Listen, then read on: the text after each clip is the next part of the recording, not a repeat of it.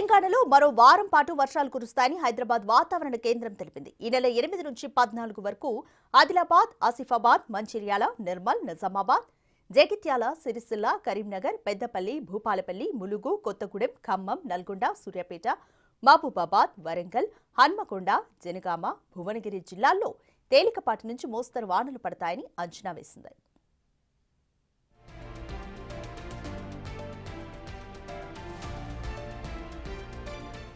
ఉపరితల ఆవర్తనం ప్రభావంతో ఇవాళ ఉత్తరాంధ్రలో వర్షాలు పడతాయని ఏపీ వాతావరణ శాఖ తెలిపింది. శ్రీకాకుళం, విజయనగరం, పార్వతీపురం, మన్యం జిల్లాల్లో అక్కడక్కడ పిడుగులతో కూడిన తేలికపాటి నుంచి మోస్తరు వర్షాలు కురిసే ఛాన్స్ ఉందని తెలిపింది. నిన్న ఉత్తరాంధ్రలోని చాలా ప్రాంతాల్లో భారీ వర్షాలు కురిశాయి.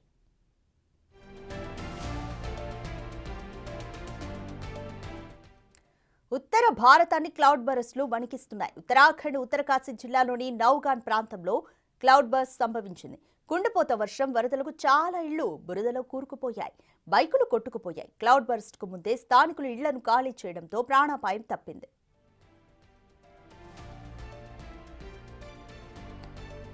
హర్యానాలోని సిర్సాను భారీ వర్షాలు ముంచెత్తాయి. వీధులు జలమయమయ్యాయి.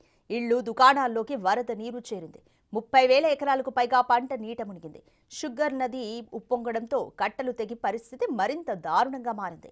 మరిన్ని రోజులు వర్షాలు పడే ఛాన్స్ ఉందని వాతావరణ శాఖ ఎల్లో అలర్ట్ జారీ చేసింది. గత కొన్ని రోజులుగా కురుస్తున్న వర్షాలకు యమునా నది 1963 తర్వాత 5వసారి 207 మీటర్ల ఎత్తును దాటింది. నోయిడా, ఘజియాబాద్లతో పాటు ఢిల్లీలోని కొన్ని ప్రాంతాలు తేలికపాటి నుంచి మోస్తరు వర్షాలు కురుస్తాయని అధికారులు తెలిపారు. ఇక పంజాబ్లోనూ పరిస్థితి దారుణంగా ఉంది. భారీ వర్షాలు, వరదలు ఆ రాష్ట్రాన్ని అతలాకుతలం చేస్తున్నాయి.